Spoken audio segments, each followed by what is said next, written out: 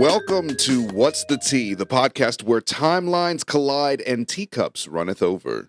We're your hosts, JALISA and Caleb Cox, married for 14 years, parents to a precocious toddler, and surviving it all one piping hot cup at a time. Each week we bring you the wildest, weirdest, and most talked about stories from our very different corners of the internet.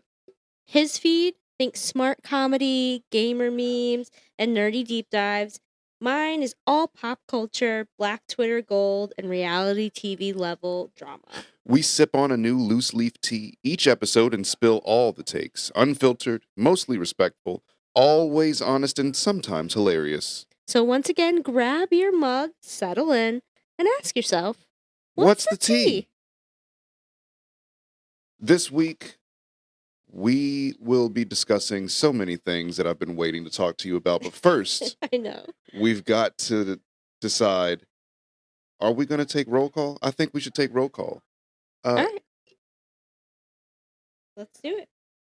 Just to make sure everybody's here and accounted for. Caleb? Sip, sip. And JALISA, are you present and accounted for? I'm here, about to be caffeinated. Yeah, I need it. It's late. I'm Yes. tired. It's been a long week. He's been a lot this week. It's been a good week. A lot of highs. Yeah. A lot of lows. A lot of toddler rage this week. Yeah. So he's in a developmental stage, and it's rough sometimes. If you haven't joined us before, tell us if you're parents, if you're dealing in the toddler stage, or if you've already passed it, how you made it through the toddler stage in the comments. But this is our weekly, really, time to catch up with one another, uninterrupted, no me-me-me's. No. No, let me ask you something. I want. But I want. So, listeners, neighbors, welcome back to Classy Chaos. Let's see what this week has to bring us. All right, babe, but before we do that, what is the tea this week? Oh, I believe the tea it's a green tea this week, I think, right? Yeah. Do you have like a better description of it? Because I do. I'm slacking. I do.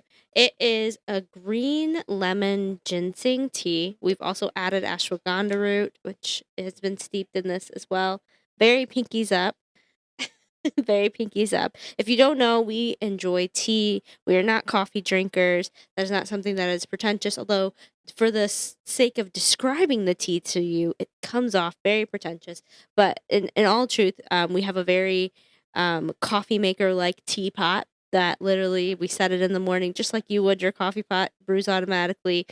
We spent too much as a regular people. Shameful amount.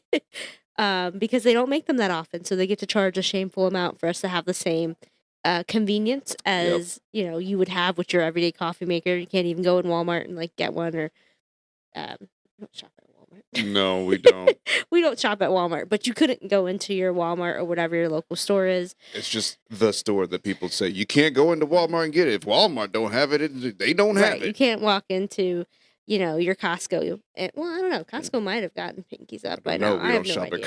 Regardless, this is what we do. We drink tea. So each week we'll bring you a tea that we chose to drink or that we've been enjoying. Sometimes it'll be something new that we have never tried before, but this one is also a tried and true. When we need just a little uplift, we need a little better mood, a little bit better of mood adjustments, and to roll with the punches. Like we said, it's been a toddler of a week, and so this week we needed some adaptogen action from the ashwagandha.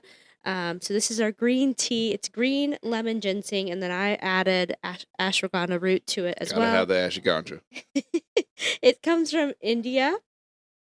It is described as indulge in an explosion of flavors and green lemon ginseng tea from Gardenica? Yeah. This organic blend of natural herbs is designed to taste great and support your body in some healthy ways. Ginseng is thought to help with digestion, so it's traditionally used for healing. also adds a vibrant aroma that is refreshing against green tea leaves and organic lemon myrtle. The perfect pairing of flavors synergize to produce a uniquely invigorating tea with moderate caffeine content. Being a loose leaf tea, the flavor isn't compromised by bags, while its organic nature means that you're enjoying the taste of the purest form. Okay, so I didn't know what lemon myrtle was, despite the fact that we drink this all the time. So I'm just gonna go ahead and say what that is, and be honest that I have no idea what lemon myrtle is until I started drinking this, and even I drank it without knowing Only what it myrtle was. I know is Urkel. Or Myrtle Beach. I don't know. Oh, there we go. Lemon myrtle, scientifically known as Bacchausia. I'm the worst of the two of us to be pronouncing things on the fly. I need to be practiced, so bear with me. Bacchausia citroidora. Citrodoya. We're going with that. All right, Citrodoya. Citrodoya. That's Gardenica's daughter, isn't it? Citrodora. I don't know. Whew. Lord Jesus. Is a native Australian plant valued for strong lemony fragrance and flavor. It's a popular culinary herb used in various dishes and beverages, and is well known for essential oils, which is known for an antibacterial and antiviral properties. So you it's from Australia, so I bet it looks spiky or insect-like. No, actually, it's really pretty. It's very pretty. I don't know if anybody can see that, but this is very pretty. Those are some spiky leaves on that Actually, flower. Yeah, those are some very spiky leaves flower. on that flower. Australia's a rough place. It's got to be left alone if you're going to have the healing myrtle very flower true. for you. So it's like I got the goods. Stay back. Right, exactly. So it's a healing green tea. I would love some if you want to pour it up. Absolutely. And before we spill anybody else's tea, let's check in while you pour this. How you doing? Like I said, I'm tired. It has been, like you said, a toddler of a week. But I'm good. I look forward to this time that I get to talk to you just again uninterrupted. I'm just going. Yeah, go ahead. Yeah. I'm just going to split this and just because And so we put coconut sugar in our tea. Coconut sugar is, sugar without all the other stuff. It's a raw form of sugar without all the other stuff removed or without anything removed. It has a lower glycemic index. If you're someone who is, conscious of your sugar intake, we're conscious of our sugar intake. We're conscious of our salt intake because, sort of genetics. But yeah. So we just try to. Yeah. We just try to be conscious in the ways that you can. That doesn't mean that we don't sit around. I'm not counting numbers and or anything. Eat ice cream. No one's counting anything over here. But where you can make changes. I know. Wouldn't that be good? We haven't had ice cream in so long. I know. We should take him somewhere to go have sundaes. Ice cream sundaes. Like going to an ice cream parlor or something. He would love that. And let him pick out all the stuff. Yeah. Put all his little sprinkles, be the most disgusting ice cream. It'd be awful, and he'd love it. He'd love it. We should do that. It's starting to get warm here. Let us know what the weather is doing there. We live in Illinois where we have fake spring, so it'll be really nice out. It'll be sunny, and it'll be cold. It was the other day, yeah. It's like sunny, beautiful. If you took a picture of it, it'd be like, wow, it looks so nice there. No, 40 degrees. Exactly. You will only get a taste of the warmth. I'm just saying, sunny days are cold and warm days are cloudy. Welcome to the Midwest. Welcome. Join us. Okay, so. I know, right? Kind of sticks you a little bit because it's still surprisingly warm. Yeah. Borderline hot. I really like this little Zen teapot. Yeah, I really like it too. Because it kind of like tempers it, if that's the right term, like when you would use for chocolate. But I don't know if you would use that for tea. But I feel like it kind of tempers it. I know what you're trying to say. If you're pouring it directly from our teapot, oftentimes, it measures what type of tea. You indicate what kind of tea you're making. It's a and very then it fancy steeps kettle. it at the exact right temperature for the exact right time, depending on if you want it like strong or medium or, you know what I'm saying. So it ends up being really hot. I mean, if something is supposed to be steeped for 3 minutes at 200 degrees, then it will be really hot when you're trying to drink it. So putting in something like this, having our conversation, actually, this makes it it's more like enjoyable. decanting Yeah. wine. It's really nice. I like it. But before we get into the discussions this week, I want to bring back something that we used to do quite a bit when we were doing our couples therapy, which is the questions. Okay. So, it's called Let Me Ask You Something. And I did not open this because I was unprepared. I just grabbed it and I forgot that we taped it shut. So I'm going to open it. And I would like for you to pick out. Oh, boy. One of these here cards. I feel like I'm about to expose myself with whatever this is. Okay. Pick a card, any card. Good vibes. Okay, come on. And we'll see what the question of the week is. Okay. Okay. What the question of the week, and be sure that you're participating. Okay, we need to know what your answer is for the question of the week as well. Absolutely, yes. So drop that in the comments. Let us know what your answer to the question of the week. What posters did you have in your room when you were young? Ooh. I mean, Okay, so I feel like this question is going to be twofold for me. Yep. Bring it on, because I know where this is going. My mom was black, so the answer is 0 posters. There were 0 posters on my mother's walls. But okay, what posters would I have had? That's a different question. What posters I would have had, and oh God, see, I knew I was gonna expose myself. Here we go. Okay, it's gonna age me. Here we go. Tevin Campbell would have been all over my wall. Okay. Let me talk. Okay, I can't sing. So, but Tevin. If we listen to each other's hearts. Oh, okay. Yeah. Okay. Yeah. Powerline. Powerline, yeah. Yeah. Wait, is that Tevin Campbell? That's Tevin Campbell. I feel like you told me this before, so it's not quite a realization, but it's like I forgot that I told me. Far apart. Oh my gosh, it makes me love that movie even more. Yeah. Yeah.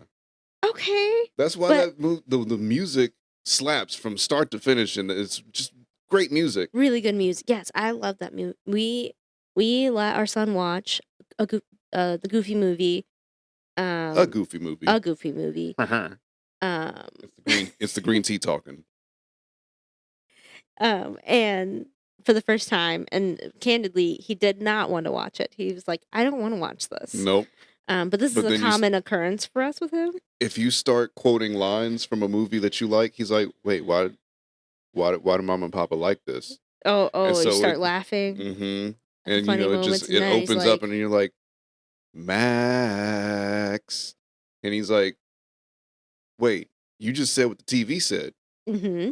Why'd you say what the TV said? You know this movie? Mm-hmm. I want to know this movie. Oh, wait, Papa thinks this movie is funny? Oh, I think this movie is funny. I'm laughing. I don't really know why I'm laughing, but everybody else is laughing. So I love this movie. It was the best movie ever. He does the best fake laugh ever. It's really good. He looks so cute, too, when he does it.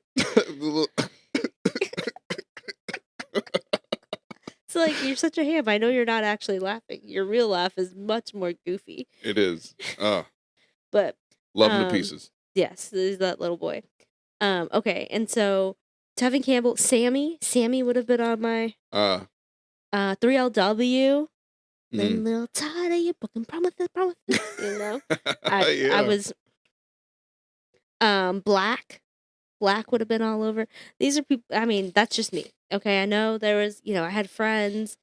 One of my best friends at the time loved Britney Spears, still loves Britney Spears down to this day. So I knew a lot of Britney Spears or whatever. Then I had other influences that were like, Death Cab for Cutie as I got older, and Flogging Molly, which was just really random because we hung out with these twins that liked like Irish rock bands. I used to listen to Flogging Molly. Did you? Yeah, I did. Yeah. So it was just like very random. Yeah. I had no idea like why Some I liked Murphys. this. Why am I listening to Irish rock? My mother was like, I don't understand that, child, but whatever. Oh yeah, no, my parents are right there with you. Okay, what was on your wall? White. You're like the same color that my childhood bedroom is now, ma'am. No, I believe I was well into teenage years. No. I put up one thing on the wall because I snuck and got some they had the putty, before they had command strips that wouldn't mess up your wall. They had this like putty that supposedly would not peel off your paint. Yes. It would peel off your paint. It wouldn't peel off your paint if you took it off frequently. But if you left it on there, it almost became like cement. Oh, yeah. It 100% became cement because we took a vacation to Hawaii when I was about in the 7th grade. And I went to my first flea market in Hawaii. I had a pocket full of change. Little that I brought with me to haggle with. Who are you haggling with? I got a $50 blanket for a pocket full of change. Oh. Okay, haggle away, sir. Because I walked, I mean, it was just like, it looked like it would have been on Tony Montana's wall. It's just a tiger in on a blanket? It was like a little tapestry almost. It was like a You and these tapestries. I like a good tapestry. I do. What can I say? But I had just shy of $10 in change. I'm pretty sure I dropped a few coins here and there walking around pulling it out of my pocket to count when I was trying to haggle with other people for like a dragon statue or something. Okay. It was like an incense burner with a dragon with 3 heads. Okay. And checks out. For me at 13, yeah, it does. Or 12 or however old I was. So anyways, I walk up to this guy, I see the tapestry, I'm like, I want that. That's what I'm going home with because it'll fit, like it'll fold up and fit inside my luggage. There's not a lot of extra room it'll take up. It's not gonna break. I want that tiger tapestry. So he was like, $50. I was like, I mean, no. He's like, all right, how much can you do? I was like, I got a little bit of change, but I don't think he knew that you meant literal change. He didn't. He did not. And he's like, how much? I was like, I mean, I can't really say, but how low are you willing to go? He said $40. Okay. I was like, let me go ask my parents if they can put me the rest. And he said, no, just give me what you got. You can have it. And so I hand this man just 2 handfuls of change, and I got my deal's a deal. Right. So, and he bartered with a child. That's dumb. That's dumb. Mistake. Mistake, 100%. $1,200. Right. And 18 lollies. Love Muffin. She was clutch in that moment. She was. And now it's time to enter the alternate timelines. This segment. Change our voice, bro. How about this one? You're so unserious. Yes, but this segment was born from our very real, very regular conversations that start with, did you hear about?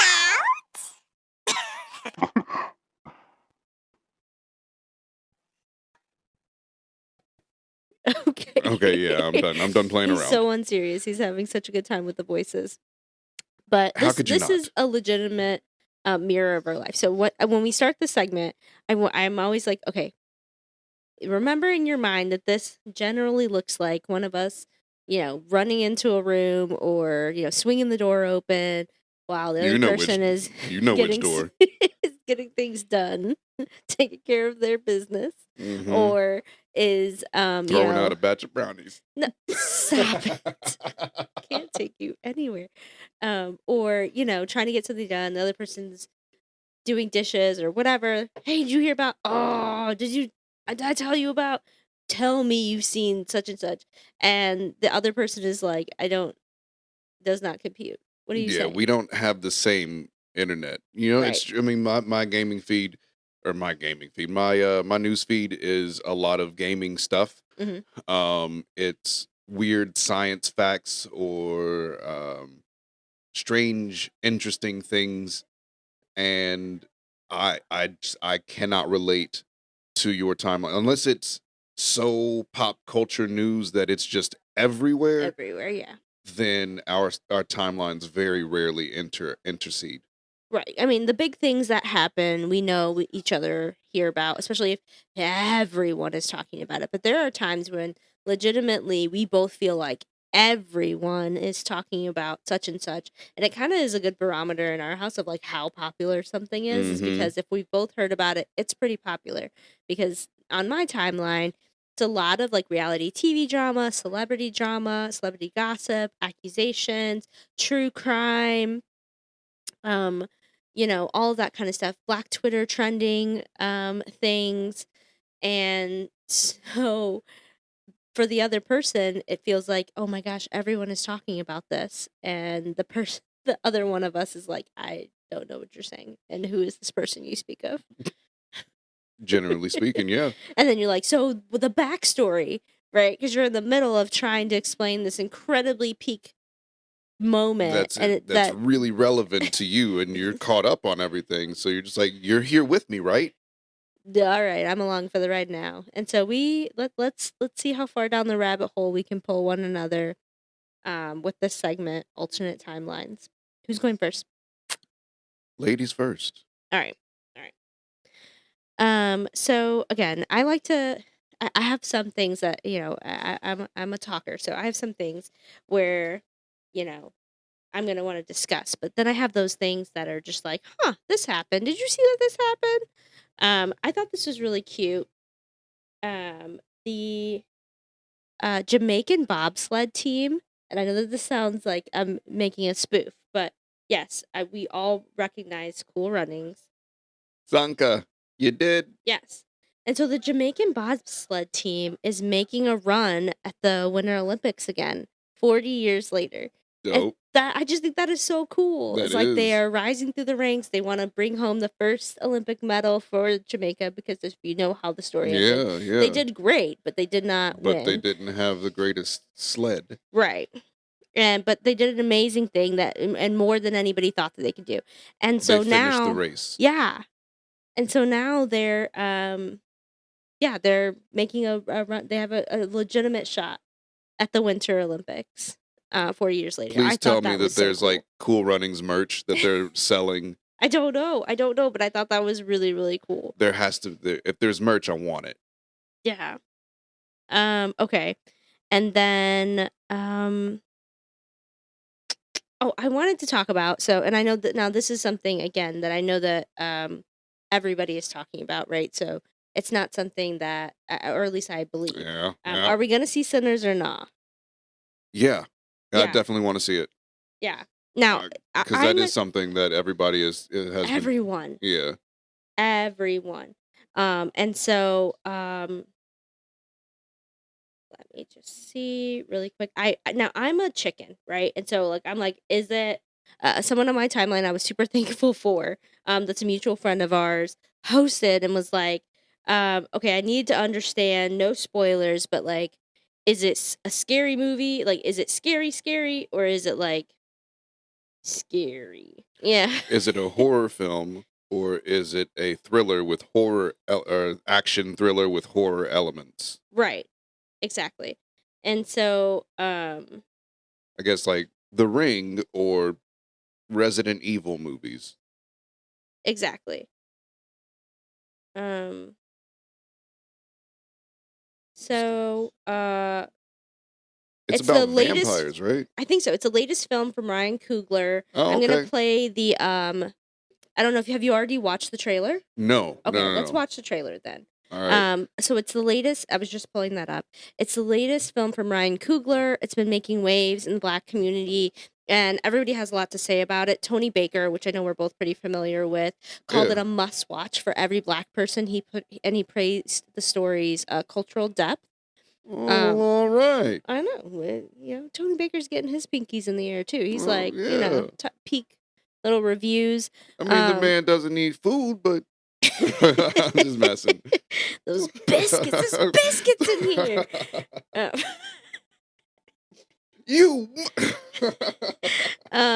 The Washington Post describes Sinners as a profound commentary on Black spirituality and systemic oppression, highlighting its challenge to traditional narratives. And then Sherry Shepherd, she took over the Wendy Williams show. Do you remember Wendy Williams? Yeah, no, I remember Wendy Williams. How you doing? Shout out to Free Wendy. Free Wendy. Free Wendy. Oh, yeah, Wendy. Now, you can't be an impromptu alternate timelines. Wendy Williams is like under a, what is it called? Like a guardianship? An involuntary guardianship? Yeah. Oh, what's that called that they had Britney Spears under? Now I gotta look it up. No, the conservatorship? Conservatorship, thank you. Wendy Williams is under a conservatorship, and, it was like a whole big thing that her family put her under it. Her son had been spending a lot of her money. Allegedly, her son had been spending an erratic amount of money and had gotten access to like her bank account. Allegedly, this is all alleged. Jesse, don't play about her coins. Jesse, don't play about her coins. I'll take it out. Thank you. So, fair use. So anyway, like a lot of those things that were used like in court via court documents to like show that she couldn't manage herself. Some of these things are questionable now, like how well it was really investigated. Like, was her son the one spending money? Was she the one spending her money erratically? What's the deal with her health? There's a lot of still unanswered questions, but I know that there are people close to her who have done interviews with her where she has talked about, and I haven't researched this, so maybe we'll bring that to another night, but Wendy Williams conservatorship. See, the last thing I remember hearing about Wendy Williams is that she has something negative to say about Tabitha Brown. She did. Oh, okay, yeah. That was some time ago. But yeah, she things just continued to go downhill after that. It was like, oh, Spirit of the Lord is here. You feel him in the atmosphere. Yeah, she definitely didn't have any. Well, she had something that was slick shady to say about Tab retiring her husband and Wendy having her own negative experience with her husband, who she retired and whom he proceeded to then, embarrass her and take money from her and divorce her and all these other kind of things, right? And take her money, take her coins. And so, whatever, she was triggered maybe. Yeah, and Tab said, bless her. She's been through something that, that she's projecting. Yeah. Basically, Tab didn't have much to say. She just said, bless her. And so anyway, Wendy Williams was under a court-ordered conservatorship due to concerns about her ability to manage her finances and her personal affairs. Oh, dude. It was investigated and initiated by Wells Fargo in 2022, and which prompted concern that she was being exploited and was experiencing dementia. Dude. So then she's been diagnosed with frontal temporal dementia and primary progressive aphasia, which have impacted her cognitive abilities and her communication. But there's also speculation that she's given in these interviews that she's given that some of this is being made worse than what it actually is because her son and people around her were mismanaging her finances or who had access to it were doing things with her finances that made her look like she was mismanaging. Yeah. Essentially, she was making unauthorized purchases and things like that. And then now, since being, put under care, has been made worse by having to maybe take these particular drugs or not having autonomy and all those kind of things. So a lot of people really want to know what's going on. Once you get on there. all that medication, you don't get better. Yeah. I don't know how I got to Wendy Williams. How did I get to Wendy Williams? See, this is what happens. We just be talking. Sinners. Okay, yes. So Sherry Shepherd. Sherry Shepherd said that it was she joked about packed theaters, and she was saying like how she couldn't even get into the morning screenings because they were sold out and she had to sit in the front row. Which you don't want to be back there like. Yeah. So she was just saying like, stop, don't y'all have jobs? Like she was like, I thought don't you well. So yeah, I wanted to know if we were going to see it. Let's watch the movie. I'm just a little bit worried, honestly, about like if it's going to be scary. Yeah. Okay. Well, just put your microphone next to the. Okay.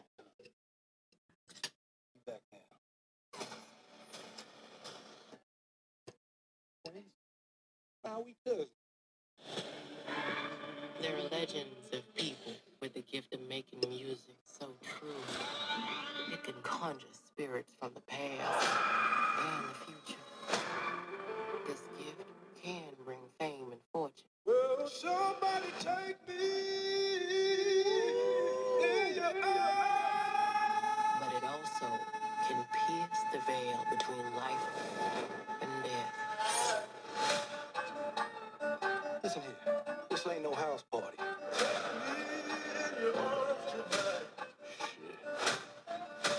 Y'all ready to drink? Y'all ready to sweat till y'all stink? You keep dancing with the devil. Careful, boy. You're gonna bite off more than you can chew. One day he's gonna follow you home. You got us a problem, y'all. What the hell going on? Oh, we heard tale of a party. This world already left you for dead. I can save you from your fate. You don't need no saving. Yes, you do. And you are? I am. Your way out. Don't cry. It's all better now. Yes, I lied to you. I don't believe in magic. Ghosts, demons. Just power. Somebody please take me.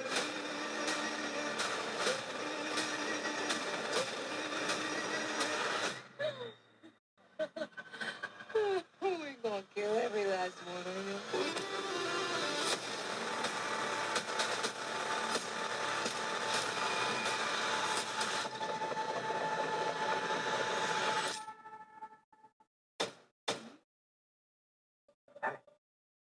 I ain't mean to scare you. Thought y'all upset about me in here. Come on, open the door. Let's go out of here. Stay. It's you? Of course, it's me. Open the door. That ain't your brother.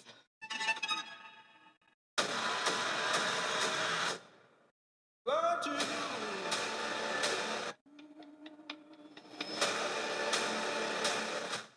Yo, smell anything? I think I shot myself.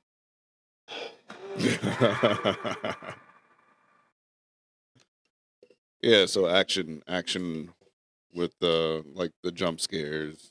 Yeah. Which I saw a review, and please excuse me as I get adjusted. I saw a review where they were saying that actually they thought it was better without it, that it didn't need as many of the jump scares as it had. So I don't know. I'm a chicken. Let's be honest here. So I'm like the kind of person who's like gonna need to watch this broad daylight. We're gonna be up for a while. I'm just that bad of a chicken. Imagery sticks with me, so I'm that person that's just like, my imagination is a bit too active. And so I know everybody's talking about Sinners, and as in they've seen it, and we have not. So we might be behind the ball on that one. But we also have a toddler, and we do not necessarily have a plethora of help that lives nearby us. We have an unlimited amount of people who would love to help us. Let's not get the wrong impression here. We have plenty of family and friends who would want to help us, but we live not nearby to have people to help us. So anything that we do, our child does, right? Pretty much. So wherever we go, he goes. We just won't be there, and we will respect it, right? Like if you want to have a wedding, and you say no children, we won't be there. We wouldn't bring our child just because it's like everywhere we go, he goes. It's like, okay, well, if we can't come, respect. Yep. Congratulations, but we'll be at home because we don't. That's just how we are. Send you a gift. Right. Send you a gift card. Or a gift card. Right. And so, yeah, that's just how we are. He goes to restaurants and stuff like that. So, whenever we'd have to wait for it to be streaming, obviously, for us to even be able to see it. Yes. And then wait for a time like this when we're able to talk or do something independently without him watching. But then we wouldn't be here. We'll tell you how it is next year. Pretty much. How we like it. Okay, so we have to talk about TD Jakes stepping down from his church. No. Yes. TD Jakes is Art stepping thou down. kidding me? I'm not kidding you. This is big news. No. Yes. Seriously? Yes. So we have to talk. It's a major shift. It's a big news in the faith community. Bishop T.D. Jakes is the founder, if you don't know, of the Potter's House in Dallas. He has announced this week that he's stepping down from his pastoral role, and he's handing it over to his daughter, Sarah Jakes, and her husband. I don't remember his name. Sorry to that man. Her husband, or Sarah Jakes Roberts, rather. So her husband is Mr. Roberts. But there we go. Yeah. Put some respect on his name, Mr. Roberts. I don't know. But anyway, they're going to be First co-pastors. name, Mr. Right. They're going to be co-pastors of the Potter's House. And there's a lot to unpack with this because it's not just that he's stepping down from a church that he has pastored for, I want to say something like 40 years, 30, 40 years. He founded that church. And it's in an emotional service. He shared that after suffering a heart attack during a sermon in November 2024, he realized that it was time to prioritize his health. And he named his daughter, like I said, Sarah Jakes Robert, and her husband, Torrey Roberts, as his co-successors. Following this announcement, though, rumors swirled, obviously, because we all know, or if you don't know, Bishop Jakes has had a lot of legal controversies recently. He's been involved, or at least his name has been commingled. I don't know necessarily that legally he's been involved. I would not want to say that. But even allegedly. Right, even people alleging, and questioning his involvement with Sean Diddy Combs, Diddy, as we all know him from the 90s, the 19th century. Puffy, right. So many names. Jakes firmly denied all of these allegations and is calling them baseless, and that his decision was rooted in his health concerns. But even his health concern came on the heels of an accusation at that time, right? Everybody kind of side-eyed the hospitalization, or at least looked at it like maybe this, as it would, even if he wasn't guilty, but if someone was, it would stress you out, right? And so people kind of looked like, oh my gosh, you're really worried about this, because it was like a day later after the allegations came out. And if you don't remember, Dwayne Youngblood went on a YouTube talk show, the Larry Reed Live Show, in October 2024, and Jakes saying that Jakes tried to groom and allegedly essay him, abuse, not the other A. Allegedly, him with Youngblood, who is now in his late 50s, but saying that this happened when they were 18 or 19, according to their lawsuit. From start to finish, Youngblood's tale is of grooming an attempted essay in the hands of Bishop T.D. Jakes, and his attorney says it's patently false. So this was one of many other things, and people also side-eyed him for being the personal pastor and bishop to Diddy. I mean, this was a relationship they touted very highly Oh, and talked bro. about frequently about how he was his personal pastor, that he would pick up the phone in the middle of the night and call his pastor. So all these kinds of things surrounding TD Jakes and his pastoral relationships. Causing some reasonable doubts. Right. So Dwayne Youngblood of note is also someone who has been convicted of SA of a Dude. minor in 2008 and corruption of minors in 2014, according to the Pennsylvania SO registry. So Okay. again, it's all alleged. This is all alleged. Except for the Okay. things that he was convicted. I'm saying of. the allegations against Jakes is Yeah. alleged because this young man also is a predator himself, or this old man. He's 50 now, but this man is a predator himself. But Don't they say that there's like you know what? Never mind. So again, hurt people. You know sometimes, what I mean? yes. And so I'm just saying, all of these things are things that have come out. When So Diddy that just was doesn't look arrested, it good. didn't really look great that he was the personal pastor of Diddy. Yeah. And then So I'm saying the when these optics. allegations came out, then he has a heart attack, which I pray that he's being healed. I'm not saying he did anything, but I'm just saying that is the facts surrounding him stepping down. And your reaction, right? I mean, you knew about some of this stuff because I'd be Yeah, I like, did. "You heard what Youngblood said about TD Jakes," and you'd be like, "Who and who?" Yeah, but no, like I heard. I mean, I heard stuff. I heard You things. heard the stuff, right? I heard things. Yeah. That a pastor would not want to be his testimony. Right. So, oh wow, I was not expecting that news at all. Yeah. So we'll see. I mean, Sarah Jakes Roberts is younger, I feel like she's in her 40s, I want to say. And so maybe she's in her 30s. I'm not really sure. But but even still a younger ministry. She's co-pastoring with her husband. It may be a different direction for that ministry. I'm not sure for that church, but I just thought that was huge. I was like, "Oh my gosh, I can't believe this." Yeah, I know. I was not floored. Right. Wasn't expecting that. Right. I didn't think that man was going to retire, but ever. Okay, I'm bringing you. I know you don't sport, but this is again. I do not. Everyone is talking about this. Who So is everyone?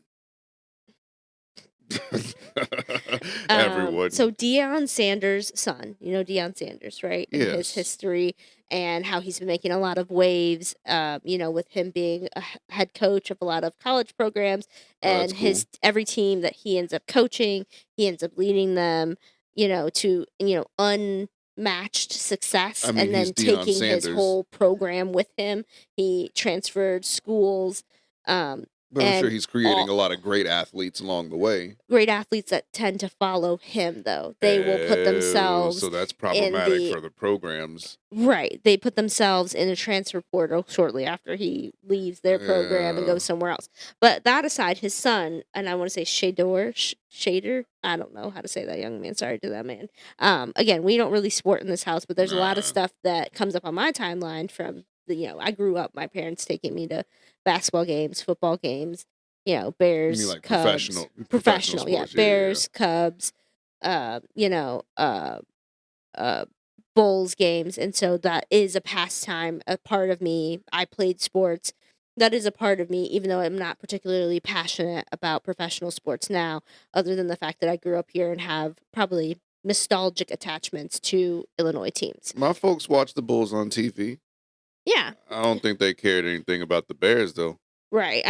But you had football in your house too. It's just, and your mom is UT. Right, is super football. into college football, and that makes sense. And The SEC college was the women's basketball, right? Because she played ball in college. So we just aren't particularly passionate about that. Probably will be when our child is playing sports, but we're just not. I mean, I follow it, I keep up with it. So that being said, SHEDEUR, I'm not really sure how to say that young man's name. Maybe I should find out before I continue to butcher it. I'm literally Googling, guys. How to pronounce? I mean, it's better to figure it out so we can nip it in the bud. than to continue in ignorance. Right. I just don't want to like butcher his name this entire time. Okay. Oh, it's a name from the Bible. Oh, that makes me seem even doubly worse. Okay, let's hear. No, because it's it's one of those names from the Bible that you are not going to be familiar with unless you are just deep in the word. Oh no. Okay, we're gonna boo the commercial for a second. Boo commercial. Guide where we look at how to pronounce better some of the most mispronounced words in the world, like this other curious word, but how for more names. Oh, croissant. The Colorado Buffaloes. Buffalo. Playing with SHEDEUR. currently the Colorado. All right, so SHEDEUR. Tupac Shadur. Okay, so SHEDEUR. Every time. All right, so we know his name is SHEDEUR. Okay. SHEDEUR. Okay, family. I don't know. Let me know if your people are talking about this. Again, like I said, we are not super big sports people in this house, but let's talk about the most polarizing name this year's NFL draft. SHEDEUR Sanders. He's known as Lil Prime. Like I was talking about his dad, Coach Prime, Deion Sanders. His son was projected to go high, but ended up being picked 144th overall by the Cleveland Browns. So what's happened? Let's break it down, okay? He went in the 5th round, okay? He was supposed to go first round pick QB, went in the 5th round. This man was throwing for over 3,000 yards behind the O-line in college football and still got passed over like leftovers. Okay, we know, and why it's important to me is because there's a particular comparison that I want to talk about, and what we're seeing and what ends up happening to some of these young men, these young black men in the NFL. So there's, according to reports, some of the scouts at the Combine labeled him as arrogant. Okay, so let's be real though. When it's a white QB, is it confident? Is it leadership? But they labeled him arrogant. And when SHEDEUR walks in, is it the same energy? Right? Are they keeping that same energy, or is it now a problem? They say he just didn't vibe with the room. He didn't feel humble, is what an anonymous scout told Fox News. Told Fox Sports. He didn't feel humble. And then there's a CBS production meeting where he skipped it before the Colorado State game. Again, this is part of the cockiness, some of the attributions of that, saying that he was feeling himself. The old folks would say he was smelling himself. He skipped what would be expected of him, which was to go to these scout meetings, to these production meetings. And they said a quarterback not showing up to production, it's unheard of. And said, listen, maybe it was an oversight, maybe he has too much ego, but it definitely made folks question his professionalism, right? So let's not forget, Deion Sanders straight up said he did not want his sons going to trash organizations. People in the black community, though, are likening Deion Sanders to Eli Manning. They're saying it's the same type of energy. Deion is a legend. He's not only a legend in football playing, but now he's a legend in coaching. He knows what he's talking about, and he's looking out to protect his son. Yes. So he knows how the league feels about young black athletes trying to make power moves. He instilled in his son, them dads and proud dads, despite the fact that sometimes they want to keep this narrative that black dads aren't in people's lives.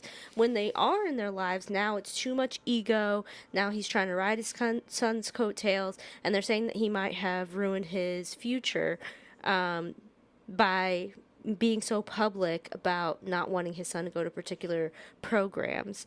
They said Coach Prime had originally said if it's not the right, or if it ain't the right situation, then we ain't going. And people were saying it's not we, it's him, and he should make his own decision. But what do you think? Do you think his dad should be looking out for him? Do you think it is arrogant? I think that if his son is still willing to listen to the advice of somebody who has put in the work and who has experience in the field, then everybody else can just mind their business. If he is still looking out for his son's career, and his son is looking out for his own career, then he's going to be successful. He's not going to be unsuccessful by any stretch of the imagination. I'm assuming if you're Deion Sanders' kid, you know what it's like to work hard for whatever goal you're trying to achieve, probably athletic. Clearly, it's athletic, but if he was putting up those kind of numbers, then he knows what it's like to work hard. Yeah. And hone his craft. Right. Arrogant or not, or Athletes, too confident or not, if he is actually that guy, then what is there that needs to be, why do we need to humble someone who's confident in themselves? It's not like, I don't know. It seems like he's clearly not putting in the work. Exactly. He's pulling up the numbers. Not everybody is going to be just some quiet, humble person, especially when they're putting up impressive numbers. And, I mean, football does not really honor the humble. Thank you. And it just seems like, and we've seen this before, we don't seem to have any issue with some team members, some NFL players expressing their controversial views on things, and then when black football players decide to express their views, whether you agree with them or not, even silently, then they're blackballed, despite the fact that they're still very good players. Yep, doesn't matter. And the shade with him not being humble enough, that his dad was hyping him up too much, gassing him up too much. Let's not forget that Eli Manning's father, in the 2004 draft, told the Chargers he refused to let his son go play in San Diego for the Chargers. And he publicly and loudly told him that his son was not going to accept the draft that he was given. And what did the league do? What did they do? I bet they gave him the option to go to a different team. And he was not dragged. He was called strategic and calculated and protecting his brand. But now Deion tries to do the same thing for his son, and suddenly it's entitlement, it's arrogant, he doesn't feel humble and professional enough. And this is what we're talking about when we're overqualified. He's already done the numbers. He clearly was ranked the highest, but because of his inability to be humble, you had another NFL, I don't know if it was a head coach or an owner's son, prank call him during the draft. So you're talking about on live national television while he's waiting to hear if he's going to be drafted. He hasn't gone in round 1, hasn't gone in round 2. I think in round 3, an owner's son prank calls him saying that he's being drafted, and then says, nah, actually, you're just going to have to wait. Now, that individual is being fined, right, because that goes against their code of conduct. But just the owner's amount of son? Yes. How much are they fining him? I don't know. I'm rhetorical question. All I'm saying is, so right. Like he would do it again. Right. And again, like I said, I know we don't sport, but to me, it's like, this is parenting. Wouldn't you want what's best for your kids? If you played in the league, you heard stories, not from the brochures or the scouting situations, but the real stories of how coaches treat their teams, about what the regimen is like, all of that, what the culture is like. If you could protect your son, you would. And I know you would, because we do. Right? Yes. We all protect our children. We hear, we investigate, we look into. And this idea, this notion that they're just not humble enough to be in the league. I don't see a whole lot of, humble NFL players. I don't know about you. I don't. When are we seeing humble? Why? I don't understand. When are we seeing humble NFL? Is Travis Kelce humble? Not from what I've seen. No. He feels like he's that guy, and he carries himself that way. Flamboyant, all these other kind of things. When we're talking about his dress, how he represents himself. And yes, he is that, because I'm sure somebody would be able to come and say, well, look at the numbers he put up. Look at this. Same thing applies here. Yep. So I just want to know what you thought about that. I think he's protecting it, just like the same thing that Michael Jordan's mama did for him. Right. Thank you. You know, like that is a perfect example. They had to come and talk to her. Her son was not signing anything without talking to her. without talking to her. She was like, I'm sure it's an oversight. Right. Because But, I'm sure you know the future that my son has. And she protected that to the end. That's such a good example. Okay. Last thing that we have to get into is this 100 men versus one gorilla. Oh. Have you heard about this whole big conversation? I have. It started in a Reddit thread and then was brought up by Mr. Beast, supposedly or spoofedly looking for 100 men to like I want to see something. I need 100 men to sign up for this kind of thing. And now the manosphere, and I know I keep saying that, but like there really is this like weird reality, pseudo reality of men who are like really trying to explain how 100 men could overtake and overpower a silverback gorilla. No. So, so this debate has taken everybody's news feed by storm. Proof in the fact that even my husband has heard about it. Let me know if you've heard about this, what you think about this. Let's just talk about some specifics, though, okay? Because if we're talking about 100 men, no weapons are allowed, right? Okay, so I was going to say, is there the stipulation that we can't use weapons in this? Yes, no weapons, no technology, right? It is just the humans. The men, 100 men versus a silverback gorilla, straight up, square up, squabble up. I mean, and the gorilla has to be like angry and willing to fight because if it's not angry, it's about to be. Yeah, no, I know, but like gorillas don't like to fight, as far as I know. Like, oh really? Yeah, I'm pretty sure they're like gentle creatures that just want to be left alone. So we're talking about a provoked gorilla. I don't know. I don't think the gorilla's dosed or anything like that. We're not talking like bullfight gorilla. We're talking about full strength. A silverback gorilla. I don't think these men understand. An adult male gorilla can lift approximately 1,800 pounds. Okay? 1,800 pounds, making them roughly 10 times stronger than the average man. Bite force of 1,300 psi. No. Stronger than a lion and a great white shark, okay? So let's be realistic. So this I mean, I literally, the first time I heard about it, I was trying to understand. A really big cup, because it's 100-man smoothie. Right. Right. And so it's the wildest debate that 100 unarmed men could take down a silverback gorilla. People have talked about tactics. They've pulled up AI simulations, noting like, oh, well, the gorilla would get tired eventually. When? It would get tired after it got through the first 100. We're talking about something that's meant to like battle with the most formidable predators in we're talking about something that uses its arms to get around regularly. You've seen a gorilla walk. Right. They reach forward with those front two beefy arms, and then they swing that massive body, right next to him. Boom, boom, boom, boom, boom. Yeah. When they get heated, they beat their chest. Terry Crews don't got nothing on that. It's the. Have you seen a pissed off gorilla?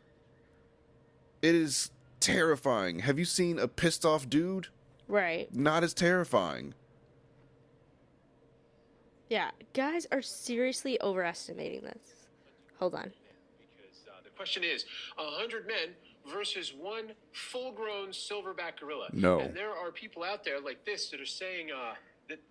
The comments on screen read, it's not about strength, it's about numbers. 100 men are winning. It's not even close. Y'all don't understand how big or strong 100 really is. Hubris. Y'all sleeping on technique. People think King Kong is real, bruh. What technique are you using against something that can use a tree trunk as a weapon? What technique are you using where that's something that can pick you and the person standing next to you up and smack you into each other? And smack you into the next 10. If it just does one helicopter move with you by the ankle. Right. Okay, hold on. You're going to look like all the Agent Smiths in the Matrix just flying away. One more time. I said you're gonna look like all those Agent Smiths when Neo spins that bow staff and just knocks all the Agent Smiths around. Yes. That is 100 men versus that one gorilla. Neo is the gorilla, and he whoops all of them. Right. Okay. Wouldn't. I don't. No. Just flat out no.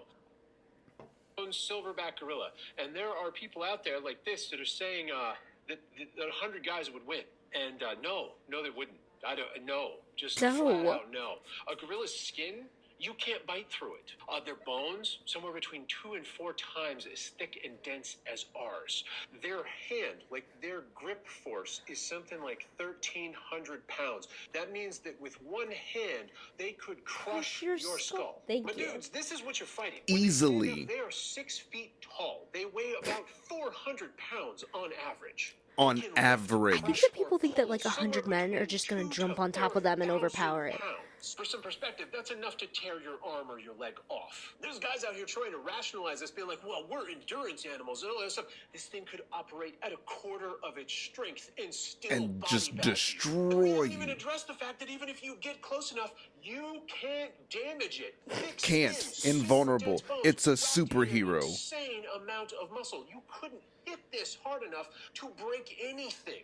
Anything. Its femur is twice the size of yours. I want you to look at that skull. That skull could headbutt you and cave your face in, to say nothing of all the teeth. Closer. And we come down here. Each one of these appendages is a death area. And even if you don't die, you're going to be missing or have a crushed limb. You're out of the fight until it decides to come and clean you up. And I loved some of the like crazy hunting tactics, because they're like, well, we would just swarm and like, what are you going to get? Maybe 6, 10 humans at the same time. And we would grab its limbs and spread it out. These are going to crush you. It can pull you toward it harder than you can. What are you going to do once you have a hold of its limbs? Yeah, you're going to die, because it's going to crush you or pull you into its mouth and bite your head off. Yes. You should also know that I have a secret classroom, which you can find by going there. And Okay. So, and this guy makes a lot of the points that I, that I don't have the ready scientific knowledge to know, but I know, like, like, I know that this God logic gave you about good like 100 sense. people could grab its arm, or like 20 people grabbing its arm. It's like you all would not be able to hold on long enough to do that. Like, God gave us good sense and the movie Congo. Right. No, I don't think what's going on here. No, see, the gorillas in that movie were smart and vicious. Right. Like, so I saw that movie as a kid and I was like, never messing with the gorilla. Never, ever, ever. See, thinking that 100 men could overpower a gorilla is some white nonsense. There's hubris that I've not met any black person or brown person that has good sense that's like, yeah, let me test Mother Nature. Yeah. Ever. So T-Pain weighed in. This is actually how I found out about it, because he's like, oh, everybody's talking about this. And I was like, what? I like to listen to T-Pain's TikTok now, because he will sing. I mean, T-Pain is a beautiful singer. He will sing. He's also very funny. He does some hot takes of his own. And so a lot of times I was like, what are you talking about? So he weighed in, and this is what made me look this up, because then, it made sense of all the cryptic people who might tweet or post something as like 100 men are winning, and I'm like, I don't know what you're talking about right now, and so then I'm looking not. And then T-Pain is talking about this, and then I realize, okay, that's what they mean, and also you're wrong. But here's what T-Pain horribly wrong. His friends have to say. Versus a gorilla, who wins? I think we can fuck that gorilla. 50 people versus a gorilla, who wins? I think we can fuck that gorilla up. After the first nigga gets hit by this gorilla, I'm talking about jaw shattering. Have you seen? Let's talk about the morale of all 49 other First of all, bitch after that. It's like one person. Right. Thank you for being honest, sir. One person hitting him in the nuts, you really think? Its nuts are gonna be like reinforced leather. Alone obviously won't have the power of the gorilla. The thing that the gorilla doesn't have is prioritization. It's the 50 people at the same time that's gonna fuck the gorilla. This man thinks it's 50 people. Is if he spooked the fuck out and it's a ton of trees around. We didn't talk about environment. I think we need to talk about environment. I think we need to talk about environment. We're in a plain field. It's a wrap. That gorilla's fucking dead. I think we get 10 niggas. The gorilla What? I've seen pictures of gorillas laid the fuck out from one tranquilizer. If you get 10 niggas, niggas will walk away. So Shotguns to the chest and still smacking. Oh, he got shot 17 times in 1 hour. 50 got shot 100 times. So unserious. Oh my gosh. Sorry, 50. How 50, like, how I get in it? If 50 got shot 100 times, this gorilla is done. Neighbors, no. Let me know what you all think. Have you all talked about this? Put it down in the comments. Let us know who you think is winning. Obviously, it's the gorilla. Some of you are wrong. I'm going to tell you right now. If you really it's the gorilla. He said, I've seen a gorilla laid out from one tranquilizer. Yes, tranquilizer. A tranquilizer that was dosed for this incredibly large, dense being. It had to be the right amount of tranquilizer. You couldn't just go run and decide to stab it with some stuff and think it's gonna go down. You don't get weapons. Yes, that too. But I'm just saying, like, the idea that you don't think that when a gorilla is tranquilized, that they didn't measure it for his weight. They're like, okay, is there enough to kill an elephant in there? Yes, that's enough for the gorilla. Right.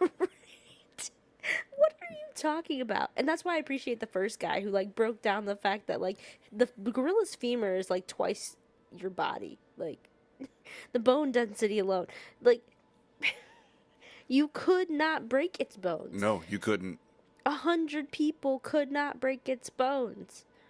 So Foolishness. You're like, the only advantage that it has is if it gets spooked and you're in trees. What? No, it has a lot of advantages, sir. It can climb trees. No, you're done. Open field, in the jungle, underwater, doesn't matter. That gorilla wins. Yeah. Goofies. It's so goofy. It's so goofy. Okay, that's all I had this week, and I appreciate. Can I have a refill? Yes, absolutely. Let me know if these were some of the crazy stories that you all heard this week, or if there were things that are on your timeline that we have no idea about and that you are surprised didn't come up. And also, I'm sure you noticed that we have a slight change in setup. We had some technical difficulties earlier and had to go to a secondary kind of temporary setup to keep the show rolling because we were in too good of a groove to let the show die for the night. So yeah, we were just getting into it. We're just getting good. The tea is just getting good. I can barely hear you though. You can barely hear you. I'm only like hearing you in this ear for some reason. I feel like that it's only playing in the left side. Oh, okay, I see. Yeah, I'm. Oh, are you only hearing me in your right side? I am. In your right side? Mm-hmm. Oh, it's like we're in their ears. Yeah. Okay, well, it's a then little we're weird. fine. I can still hear you in real life, so that's fine. Okay. I just didn't know if that meant that something was wrong with the sound. So, and for those of you that don't know, I have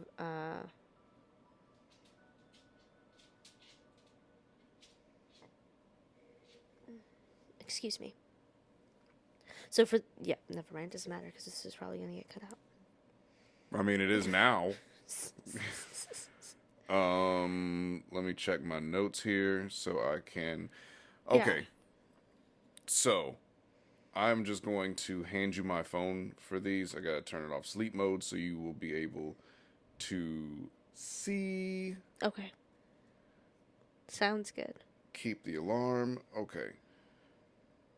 So the first thing says, POV, my mom tries to teach me how to dance on beat after doing gymnastics for 13 plus years. So you can play that video and hold it up real close to the microphone if you don't mind. Okay. But don't start at a 10. Okay. Start at like a 2 and then work your way up as the music goes. Okay? Start over. Here we go.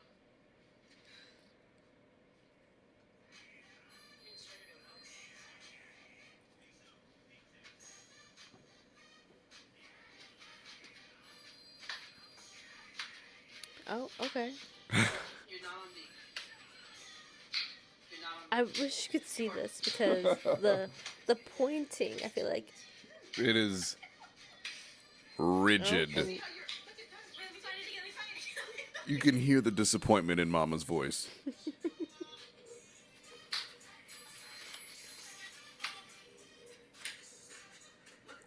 I mean, you can hear the claps. I know y'all hear the claps, Yep. so like that is not the beat. But don't start at a 10. You're gonna have to add this in. The people have to see this. Yeah. You can't see how offbeat this poor melanated child is. Oof. It's the gymnastics though, because she's like and 2 and 3 and 4 and 5. Yeah, but Simone Biles can find the beat. If you remember, listen, she's a legend. Everybody can't be Simone. But You are not on beat. You are not, baby. You are not. Your poor self. Okay. Well, listen. it is. Oh, it's painful to watch a little bit. Yeah, the people, they gotta see this. Because even if you can't dance, you can two-step to the beat. You know how to find the 1, 3 for some folk, 2, 4 for other folk, but yeah, clapping on the and. Yeah, like I'm not like Dancing with the Stars or anything. No. I'm not. You. But I can choir rock. Right. You can keep the. Yeah, so I hit the thing that first time. It happens, but you can find the 2, 4 real easy. Oh, poor thing. Yeah. And why her mama put her out there like that? Because it's hilarious. It's terribly funny. Nope, gotta keep the. The next wonderful little video. You need me to? There we go. All right, cool. I want you to see this. Reimagine. It says, teacher demonstrates static electricity in a different way using cups flying off his head. Cups flying off of his head. Yeah, I thought it was really, really cool, and I wish somebody would have done that instead of just having their hair stand up, because that never worked for me. As a kid, it was because I had a low even, and then they were like, yeah, put your hand on the static ball. And it's like, why? Right. See, that probably wouldn't work for me either, because I always have product in my hair, like a lot of product to. Oh no, it would to do the twist out, to do whatever. I feel like the balloon would just be oily, and then I would feel some type of way. No. Like the at the predominantly science white museum, like you touch the static electricity orb, and then it channels all of it through you, and all the kids with finer hair, looser. Oh, and then it would just It would just stand up, and then as soon as they let go, it would all fall back down. But they would need to, a brush afterward. But I thought you were talking about a balloon. No. Like No, you touch the orb, and then the static electricity makes your hair stand up. But when your hair already stands up, or if you got a low even, right? Like, would my fro stand up, or would my hair just kind of just? Right now, I feel like it would stand up. But if you picked it out, nah. Nothing doing. Waste of time. Okay. Okay. So if I picked it out fully to the how the old school, yeah. Okay. Then it probably wouldn't do anything. Okay. Let's see. So it's these cups. Oh, here you got it. Move that metal thing away from it. Move that metal thing away. Move it away. Yeah, move it away. Oh. Yeah, I'd never seen that before. That's pretty cool. I didn't know that's what would happen. It's literally channeling through his head. And the paper cups are just flying up off his head. He had a stack of 10 of them on his head. Yeah. And they just flew off literally one by one, like somebody was plucking them off of his head. Like it was a pulsating. Yeah. That's amazing. Ooh, magic. Very cool. Oh, I'm sorry. I just. Oh no, it's fine. That's what it does. Then I believe my next is yes. Let's see if it pulls up the. This is from Hot 97 in Chicago. Okay. #news. In an unexpected turn of events, on a busy Chicago street, a Brinks armored truck accidentally spilled an estimated $300,000 in cash, creating a chaotic scene as nearly 100 people rushed to scoop up the loose bills. According to witnesses, the back door of the truck swung open while it was moving, sending bundles of cash flying across the road. Within seconds, bystanders, drivers, and even nearby shop workers abandoned their activities to join the frantic scramble. Videos from the scene show people grabbing fistfuls of cash, stuffing it into their pockets, jackets, and bags. Chicago police arrived minutes later to secure the area, but much of the money had already disappeared. Duh. Authorities urged anyone who collected cash to return it immediately, warning that keeping the money could lead to criminal charges such as theft of lost or mislaid property. I did not steal it, and you didn't lose it. You dropped it. Is that for real? For when? This was 6 days ago. This happened recently? Yeah. We missed our come up. I know. But you already know that they would have been like, they're no. already looking at See, Chicago is one of the most surveilled cities in America. So unfortunately, unlike other places where how they gonna figure out who's who and who took what money? No, they There's know probably who like you 17 different angles of these people, and because we all voluntarily give away our facial identity information through various databases and social media services, They gonna find you. They gonna find you. They gonna at least try to find. They gonna try to find some of them. That's just how the city is. So And they're going to prosecute. to the fullest extent of the law. Yeah. I've had enough. Y'all ain't missing that money. I know, right? Like they could have just blessed some people and just gone on about their business, but some heads got to roll, because then they got to prosecute these people so people don't be thinking that it's just that easy to just fell off a truck. Yep. Now some folks fired. They got fired 100%. from a good job too, a Brinks security truck. Yeah. You were security for the money. Now you had to go through about 17 background checks for that. You had to, yeah. But you couldn't lock a door. Had a good job. Couldn't even lock a door. Pension. Bennies. Didn't lock the door. There goes your future. Dang. Because what armored security is going to hire you after you were one of the guys? Right. Oh, that was you? That was you. That was No, y'all. get out. No, I'm sorry. Yeah. Yeah, absolutely not. Oh, dang. It's unfortunate. You hate to see it. Hate to see it. All right. Okay. What just happened? I don't know. All of the sounds seem to drop out. Yes, it did. Is it still recording our It's voices? still recording our voices, but We can't hear them suddenly. how about What's now? going on tonight? No, I don't hear anything. All right, I'm going to pause. Okay. The next little bit is just a story that came across my feed from gaming news that teeters on political stuff, but it's not political. You know what I mean? Like, because I don't want to get enough of that. Right. No, it's just everything is connected and everything matters. Right. So the headline is, or the article is from IGN by Rebecca Valentine. Microsoft raises the price of all Xbox Series consoles. Xbox games confirmed to hit $80 this holiday. Quote, we What? understand that these changes are challenging. Wait, the games themselves are going to be $20 or $80. Yeah. And they usually $60. It's a $20 jack up, right? They had just had a $10 price increase to $70.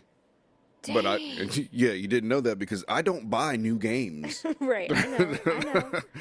I know. You are very savvy with your membership and with the games that are on Game Pass. And actually, they put good games on Game They Pass do. as well. I'm playing one. I'll talk about. I just finished one Okay. that I would not have been able to play unless it were for if not for Game Pass, I wouldn't have been able to play. Yeah, I mean, if you don't know, we're not influencers. We are not. No. We have jobs. We work every day. We are raising a child. Yep. We are regular people that do a whole lot of stuff during the week that is not really that good. Like, we take our child to his little gym class, and we gotta go get groceries, and we gotta work jobs, and when you get off, and then I'm gonna do this, and we just kind of ping pong. So we lead very real, regular lives. It's not like, anybody sending us free games from Xbox. If I could get free games and equipment, great. That'd be awesome. I would make time for that. But if it's not for work, I can't make time for it. And, in the limited free time that I have, I like to play my video games. Yeah, so we get the free games, or like he gets the membership so that he can play more games, and the amount of money he spends on the membership stretches that dollar farther than he would if he was saving that and putting it towards 60 or 70, I guess now, and now $80 games. So, and you get to try a lot of different things, and spend the same amount of money. It was the same deal with Redbox rentals or going to Blockbuster. If you really liked the game, you would keep going back to Blockbuster to rent it. Rest in peace, Blockbuster. Right. So, what do you have for us, Rebecca Valentine? It says, as such, Microsoft is raising prices on Xbox by a lot. In an announcement today, the company said it will be raising prices on Xbox consoles, controllers, headsets, and some games. The price hike for consoles and accessories kicks in today, May 1st, and while game prices will stay the same for now, we should expect to see Xbox charging $79.99 USD for new first-party games around the holiday season. Whew. Price increases are taking effect globally, with the exception of headset prices, which are only going up in the US and Canada. Going forward, here are the expected prices on various Xbox consoles and accessories in the US. The Series S 512 gigabytes, and we'll do terabytes, but highlight this. The Series S 512 is going for $379.99, up from $299.99. The Series S 1 terabyte is $429, up from $349. The Series X all digital is $549, up from $449, and the one that I got is the Series X. It's $599 now, up from $499. Dang. $600. Whew. And I'm so glad you already have one. Oh, yeah, How me you too. get a price increase on a console that's not even new yet? Yep. Let's see. Or it's not even new anymore, rather. It's not. The 2 terabyte is now $729, up from $599. So $729 for the 2 terabyte. $529. Yeah. What? So with those prices, and with Xbox losing the quote unquote console wars this generation, these price hikes are not good. No. They're not a good sign for Xbox. No. And it makes me wonder, I mean, now, I'm side-eyed and looking at PlayStation to see what's going to happen there, The same thing. They just haven't announced it yet. They just haven't announced it. They just haven't announced it. Xbox is going to... They're like, that's the reception there. Right. Are you going to learn from this? Are you going to keep it there? Oh, no, this is the industry. You know that they're just, well, yeah, Yeah. I mean, the Switch... What are you going to do? Replacement parts, and all those kind of individual items went up. We saw that. Mm-hmm. The console itself, even though it's keeping the same release price, for now, we'll see.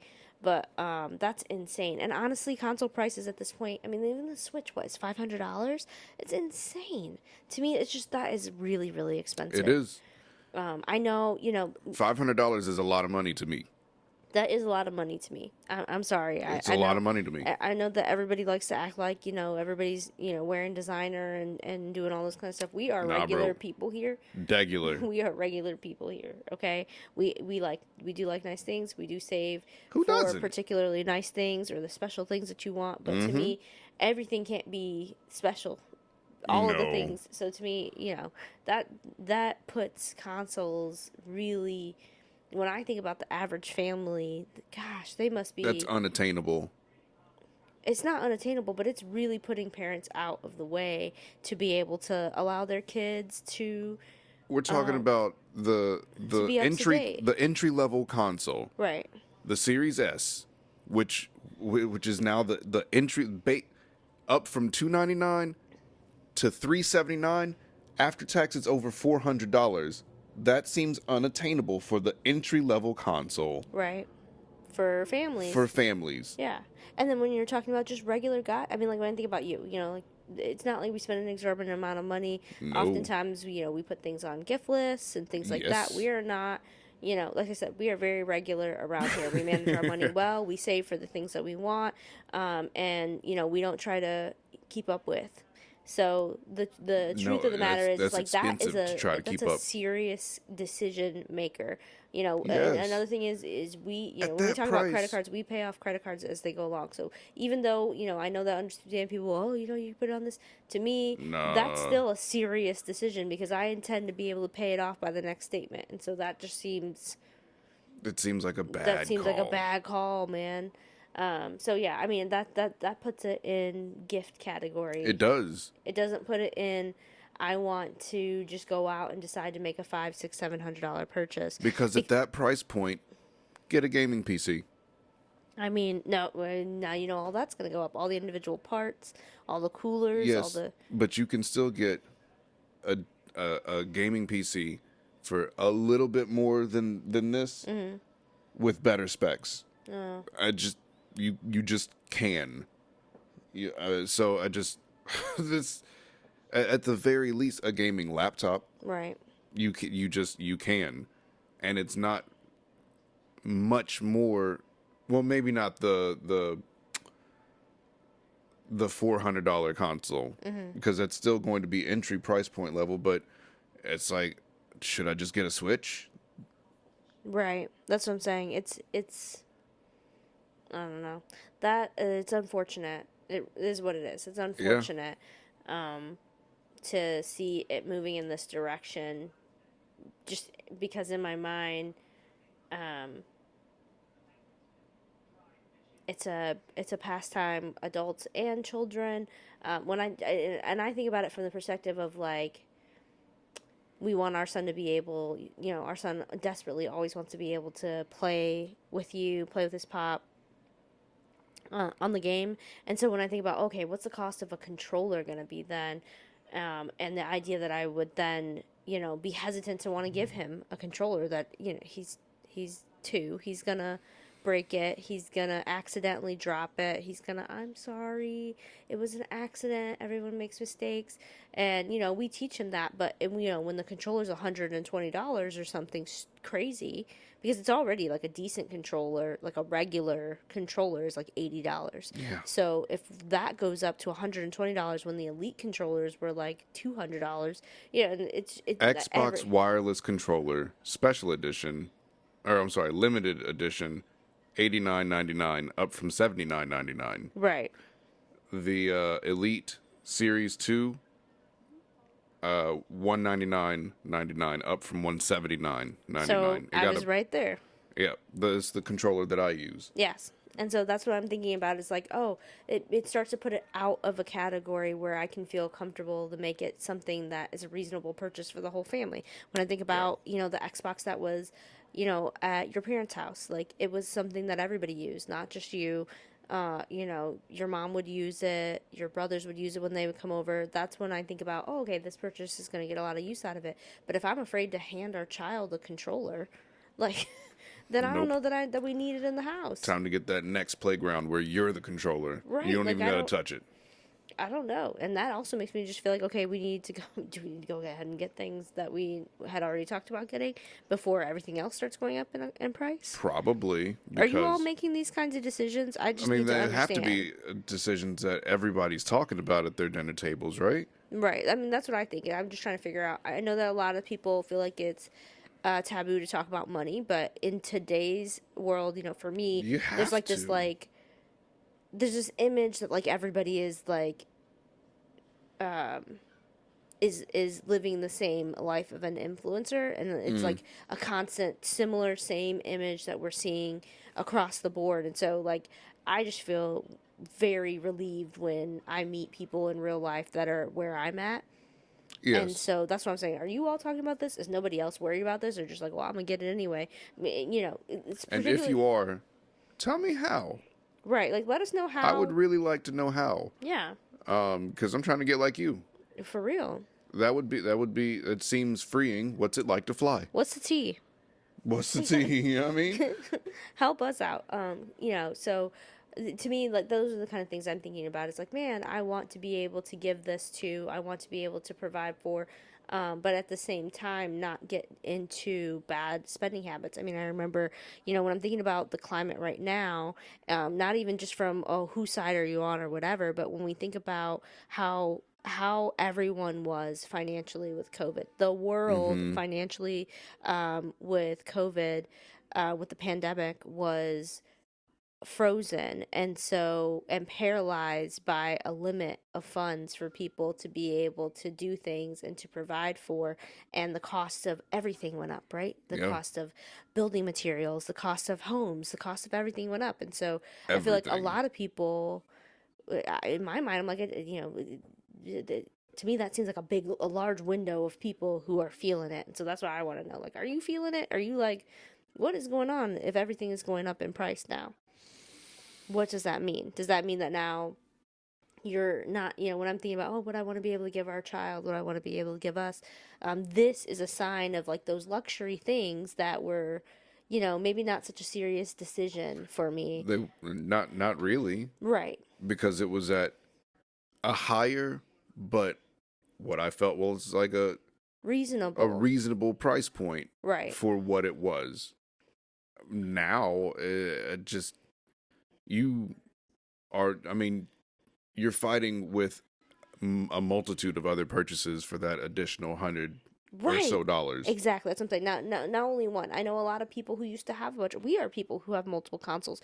But when I think about, like, would that be me now at this price point? Probably not. Everything can't be the same as what used to be a car note. You know, like how many car notes you can have a month. I can't, you know, so those kind of things. And I'm trying to understand how that works. How does that work? How are we making this work? I'm assuming that they want you to sign up for their credit line. That's what I think. And that's what I think. Because without doing that, I don't see how it's reasonably possible. Oh yeah, and it is possible that way. And then we saw record debt. We saw record debt during COVID as well. And this is kind of one of those situations during the pandemic as well. This is kind of one of those situations to me that is, these are the signals that I'm getting that we're looking at conditions of that time, you know, and that to me is worrisome, you know. Same here. Well, speaking of games, the games industry, like I said, I played my most recent game is called South of Midnight. And I played it mostly because it was a black protagonist, and it was receiving, just on my timeline, people talking about woke this, woke that, and that it wasn't a good game. And so I had to play it, and it was the very first game I've ever played critically. I mean, I've always enjoyed video games, loved video games, been playing them since I was 2, and able to hold a controller and lose repeatedly on a game called Snake, Rattle, and Roll on the Nintendo Entertainment System. Oh, excuse me. But this is the first game that I've taken notes on that weren't like, remember to go back here once you have this thing, or remember that Julie's birthday is on whatever season, whatever day. You know what I mean? Like Stardew notes. Oh, okay, yeah. Yeah, but this game, I was like, the clamber mechanic is bothering me, or so I actually have my review. You wrote a review. Yeah, I did. Now, is this game on Game Pass? Was it free to play? This game is on Game Pass. It's subscription based. The game is, or Game Pass? Game Pass is subscription based. Is that what you're saying? Game Pass is the subscription. Yes. And so I played it there. So when people say, "Oh, is it free?" Well, no, but it was available on Game Pass. Okay. And that's how I play it. That's how I play most of my games at this point. Because I do, I'm going to be able to play Xbox Live, and they bundled that with Game Pass and called it Game Pass Ultimate. And I mean, I was in, because I was spending a little bit more than that a month on little indie games here and there, and they've got enough on Game Pass to keep pretty much any gamer satisfied, in indie titles and first party exclusives. Yeah. So, go ahead. Sorry, I was just gonna say, I feel like it's made you more choosy about what game you decide to spend money on, rather than Yes. it probably will come to Game Pass if it hasn't already, or Xbox, like Microsoft exclusive, or their own individual or in-house titles. Usually are always on there, and so They are. then it's like, okay, this game I really want to play, and I'm gonna buy it, and that makes sense to me, rather than, God, I wish I had that indie game and this game and that game, and by the time you add that all up, it's just too high of a bill, it's way more than it would be, and honestly, that's actually one thing that I don't like about the Switch, but I won't get into that. I want to hear your South of Midnight review. Let's get into it. I played this on the Xbox Series X, and I gave it an 8 out of 10. Solid. It's a very solid game. It has its issue. Let me just read the review. South of Midnight is a moody, visually rich journey through folklore-drenched swamplands that rewards curiosity, patience, and a love for story-first games. Mechanically, it stumbles in several frustrating ways, but when it sings, it really sings. Let's get this out of the way first. Yes, the traversal and platforming need a little bit of work. Navigating on trees is outright irksome. Clambering onto them consistently feels like a clumsy mini-boss fight of its own, and respawn points will sometimes place you in spots that you have to awkwardly wiggle out of. I even fell through the bog map once, which wasn't exactly confidence-inspiring. Still, despite these flaws, exploration is satisfying. Upgrades come naturally through minimal exploration and light platform puzzles, and that there's a mechanic to click the right stick that I kept finding myself using. It sends like a path of light to where the main storyline is telling you. Ooh, I think fatigue is starting to settle in. My tongue is getting tied. But it sends a path of light to tell you where to go, and I found myself like, okay, where am I supposed to go? Okay, let me go this way. So I did that over and over to find these little things called floofs. Floofs. And they're just like little bits of light that you use to upgrade your skill tree. So it became like second nature for me to click the stick and then go the wrong way to look for the collectibles. Combat on hard mode, because I play all of my games on hard mode just for the challenge. Yeah, I know. It's harsh, but it's fair. The only time I really failed was when I ignored all of my moves. Like if I was just trying to bash instead of use the skills or whatever. Once Crouton joins the party, it's like a handmade doll that I will pull up a picture of Crouton because he is adorable. Is it handmade what? Doll. Okay. That Crouton. Yeah. Oh, okay, I see. Interesting. Yeah. Does she like carry him around, or he moves on his own? No, he moves on his own, actually. And you are able to send him into areas that she can't reach, Oh, okay. which at first, okay, it just reads, once Crouton joins the party, after an admittedly clunky intro, you feel the shift. You use Crouton to control enemy, well, you just get them to fight for you. And so you upgrade that ability and they do more damage, and then they once the little spell wears off, they like explode into, well, not, they release this weave and it traps an enemy and makes them take more damage. So Okay. I was able to find myself find a good rhythm. Once Crouton joined the fight, it made the fights a lot easier. Combat became wildly easier, and the only quirk or the qualm that I have with the combat was the recovery time.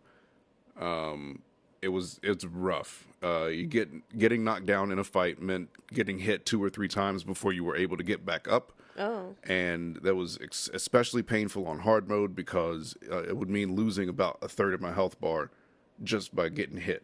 Oh, because you're stunned there, so you're still getting hit. Mm-hmm. Almost feeling like turn-based, but not proportionate in damage. Yeah. Like you just gotta like watch somebody like cha cha cha. Yeah, and you just like, I'm mashing B to get up or to try to, because you dodge to parry. Mm-hmm. So if you dodge at the right time, then you parry them, and if you've got your skill tree set up, then you weave them as well, so they're stuck there, and you can come back in and do some damage and then get out. So it's a fast-paced combat system. You and literally dodge and weave. You literally dodge and weave. She's a track star. Or she was a track star. She's a runner. She's a track star. So I feel like you would enjoy it. I liked the little character when I would like see over your shoulder. I was like, she's cute. Yeah. And she's not like the video game like, and I don't know. I'm not trying to. Again, everything is considered hating now. I'm not trying to say that there's an issue with particular body types, but what I am trying to say is that she is not a particular body type that you see being built for women. Like, she has great proportions, she looks great, but she's not like busty, she's not like hippie, she's not like strangely a waist that looks like it's the size of a quarter. You know what I'm saying? Like, she has a great shape, but it's not about her shape. It doesn't seem like the game. You know what I mean? Like, she's not. The game is around, an emotional roller coaster of loss, of self-examination, of like well, okay, let me get. Yeah, let's hear. I want to hear your review. Still, the combat recovery time is rough. Getting knocked down often means taking multiple hits before you can even get up, which is brutal when it melts a third of your health. Auto-targeting also feels inconsistent, sometimes locking onto distant threats while the closer enemies tee off on you. And some of the boss animations start to feel repetitive, which dulls the edge of otherwise cool encounters. The Rougarou disappearing into the fog only... Yeah, there's a Rougarou... Anyway, the Rougarou disappearing into the fog only for the screen to fade and reset the fight, not a great payoff. But let's talk about what does work, because there's a lot. The world is visually stunning with beautiful swamps and eerie vistas that are a joy to get lost in. The lore is rich and rewarding, and the game isn't afraid to slow down and let its story breathe. Our protagonist, Hazel Flood, is flawed and deeply human. Hazel, I like that. Yeah. Anchors a narrative full of youthful mistakes, guilt, and genuine growth.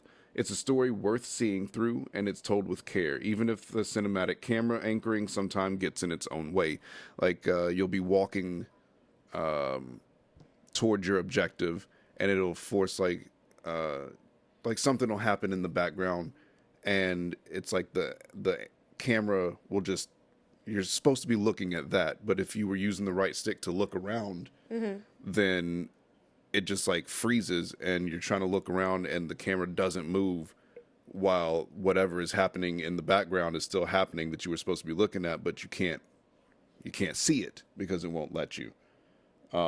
It's a weird thing.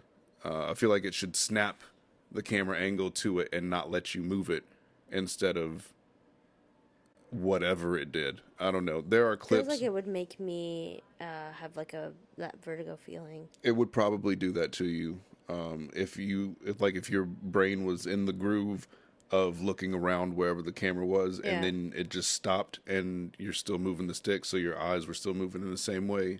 Yeah. But it just like stuck looking at the ground. Oh yeah, no, I can't do that. Or the lower third. That feeling when I'm like trying with the games that have the independent, and I'm not really good at that, right? Like the independent, keep your head steady, keep your body going in the right, and head and body in the right direction.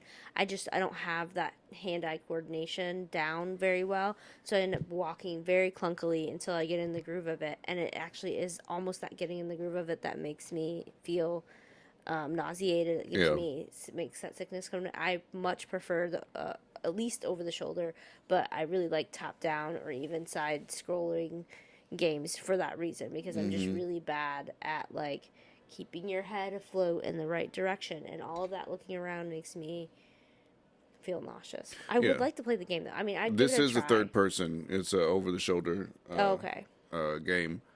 But the aiming for that particular part is. It's just you got to be careful. I mean, and you don't move the camera nearly as much as I do. So much. And I turned all the sensitivities all the way up, and like turned off motion blur and other things so I can look around as quickly as possible. Yeah, you do that. And I'm playing on the monitor that's 1080p, so I don't really care too much about the graphics. I plugged it into the TV, which has a better.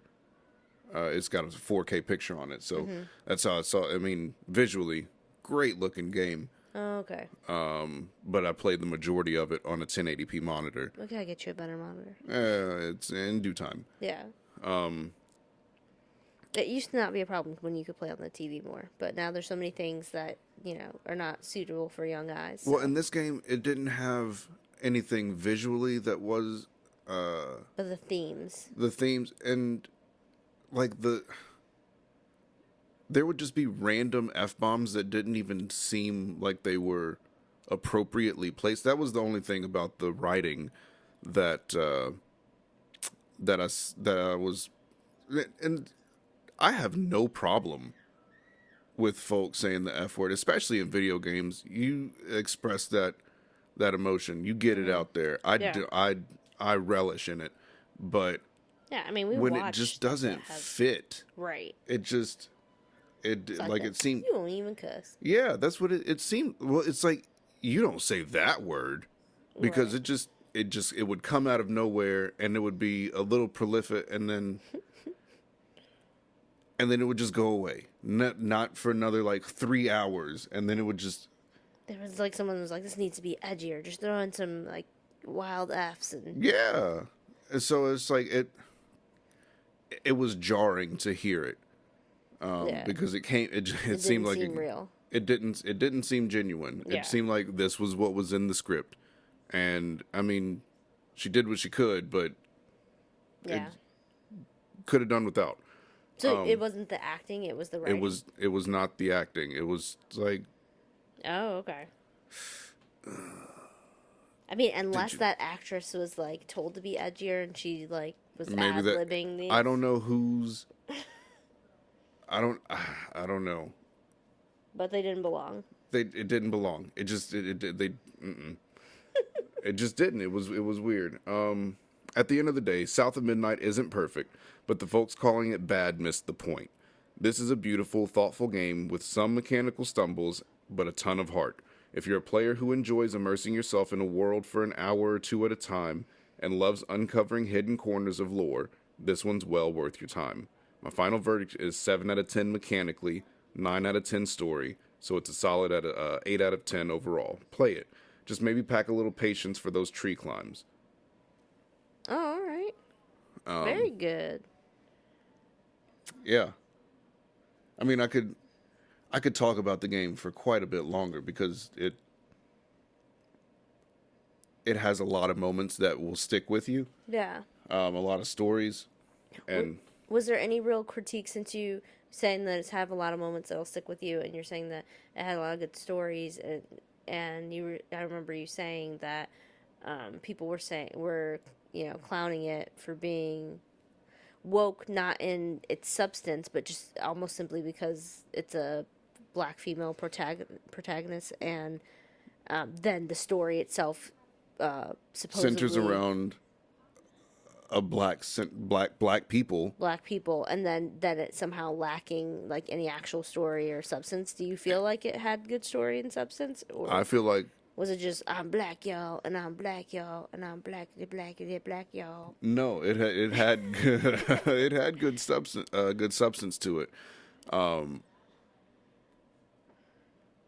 If it was a TV show, I feel like it would be a decent YA TV show. Oh, okay. You know, that actually fits. Because I feel like she reminded me of black female protagonists that would be in like youth or young adult books that I would read. Yeah, and it like I'm actually even having like a flashback to, because we live in a community where the library that we take our son to, is the library that I went to when I was younger as well. So there's a lot of I mean, it's been remodeled and all those things. But there's a lot of areas and flashbacks for me, a lot of, nostalgic moments for me, and how blessed we are to be able to, have those kind of links, at least for me.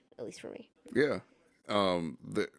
The story, it centers around Hazel Flood, right? Mm-hmm. And she loses her mama in a hurricane flood.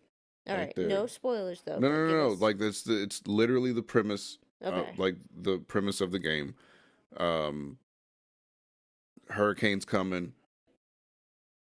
Angsty. Like loses her mom, like her mom is lost, or loses her mom, like her mom.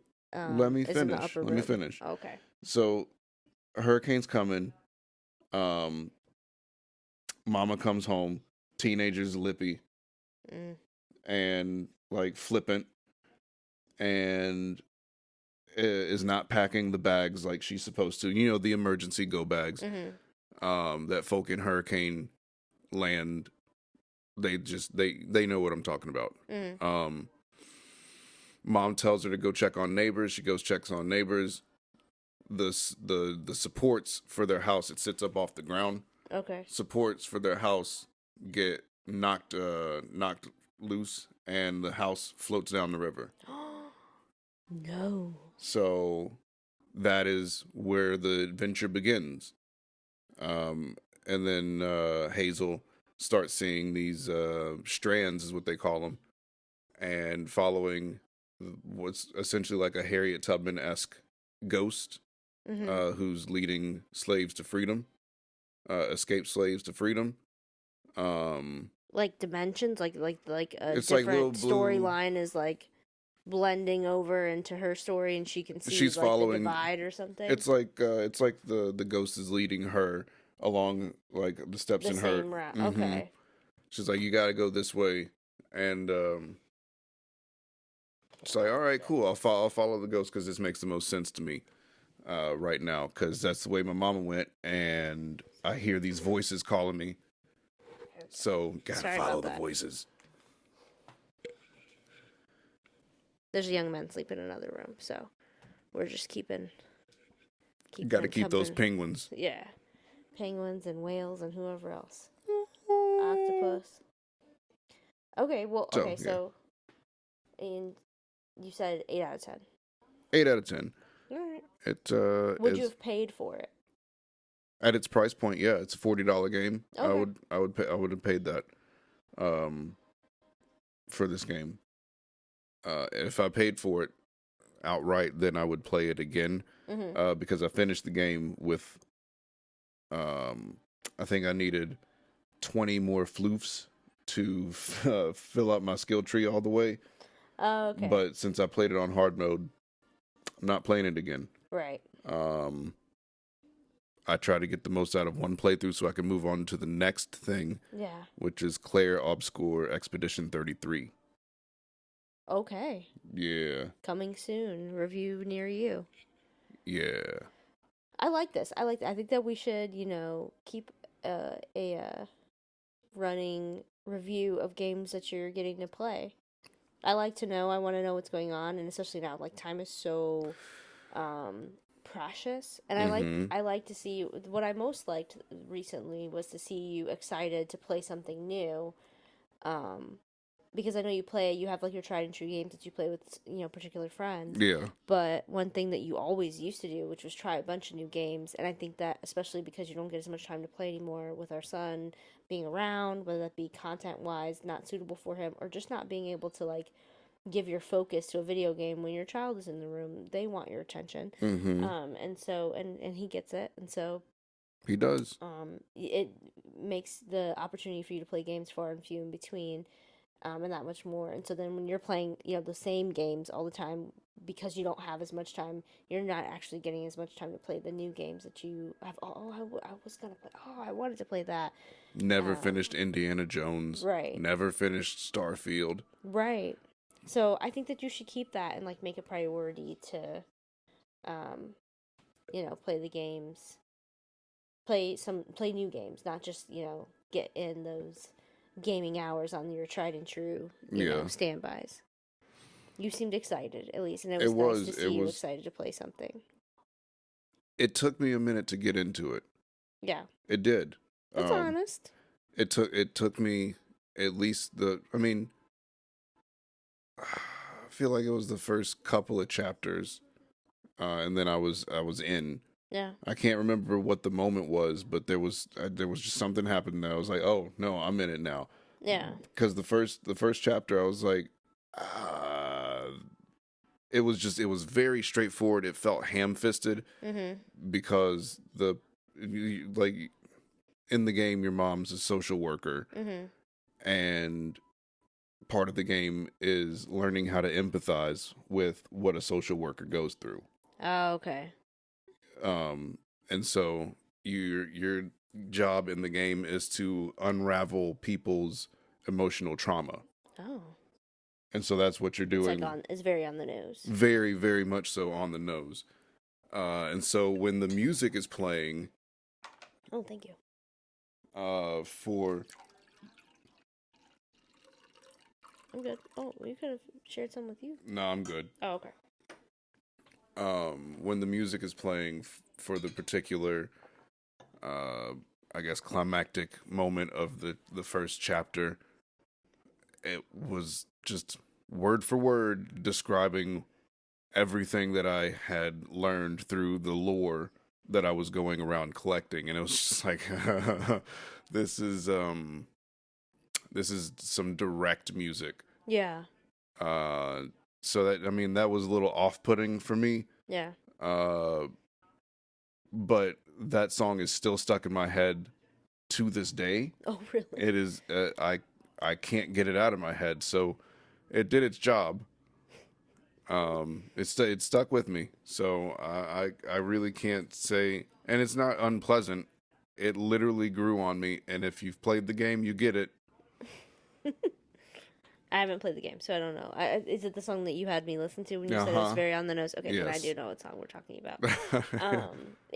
That song was very on the nose. And when you were saying that people were saying that some people who had played the game were complaining that it didn't have substance or that it didn't have a plot or whatever, I can see, even if you found it off-putting, that someone who doesn't identify with the character is not going to continue to play long enough to see it, whereas with another game, they might have stuck through and let it open up and let it become something, see where it went.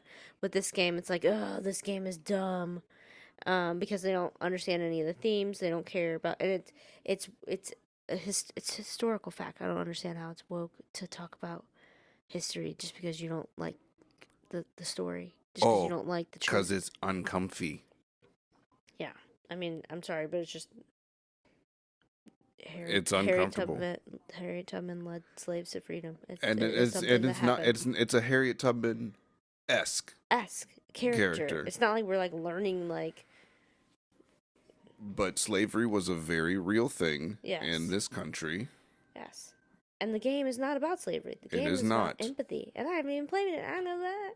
But that's what I'm saying, is that if you don't see yourself, and this is why representation matters. And I think that sometimes then it's like, oh, when it doesn't represent you. And I can think of other instances. We have had family members who are like, I feel like they're just jamming this down my throat.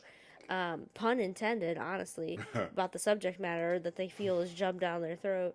A lot of times, and it's like, well, it's just because it doesn't represent you. And so when you're watching that music video, TV show, news report, whatever, and you feel like every single thing is this and that, it's because sometimes check and see if it's your bias, if it doesn't represent you, and therefore you're not putting yourself, your cousin, your sister, your child in that woman or man or child's place in a movie, a book, a video game. Check your bias and see if that's why you feel like it's just so unbelievable, or it's just it has no substance. Maybe that's why you just couldn't get into it. Is because you don't see yourself or anybody that you love in the characters, and that's why it's important for people to see themselves in characters, and for you to support other things that don't look like you. It's important for you to do that and to encourage that, and that doesn't mean that those things are less deserving of attention or commendation just because it didn't resonate with your life, your lived experience. It doesn't make your lived experience less valuable. No, but it's just saying, hey, we also need the feeling that you're feeling now, where you feel like things don't represent you enough, is a feeling that other groups, all kinds of groups, we're not just talking about one particular aspect of life, but all groups need to see themselves to feel valid and seen and connected to things.